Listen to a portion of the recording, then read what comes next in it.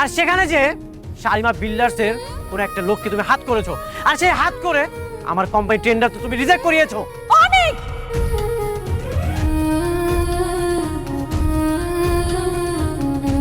বন্ধুরা, কয়েকদিন অপেক্ষা করার পর কিন্তু আপলোড হয়ে গেল গরিব ঘরের রাজপুত্র 13 নম্বর পর্ব।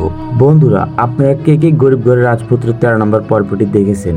আর যারা দেখে ফেলেছেন তারা তো বুঝতেই পারতেছেন নাটকটা কত ইন্টারেস্টিং হয়েছে।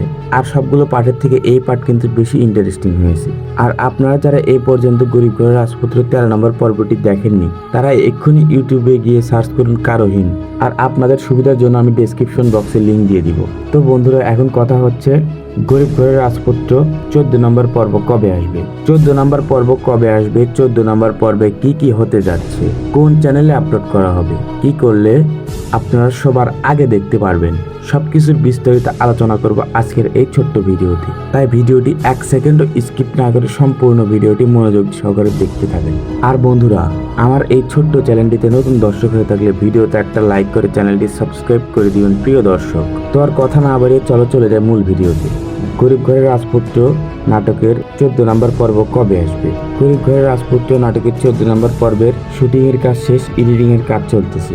আগামী 8ই এপ্রিল রোজ মঙ্গলবার দুপুর 12টার সময় আপনারা কারোহীন ইউটিউব চ্যানেলে দেখতে পারবেন। তো সবার আগে নাটকটি দেখার জন্য চোখ রাখুন কারোহীন ইউটিউব চ্যানেলে। আর বন্ধুরা, এরকম নাটকের আপডেট ভিডিও পেতে আমার এই ছোট্ট চ্যানেলটি সাবস্ক্রাইব করে দিবেন প্রিয় দর্শক। তো বন্ধুরা, আজকের এই ভিডিওটি এই পর্যন্তই।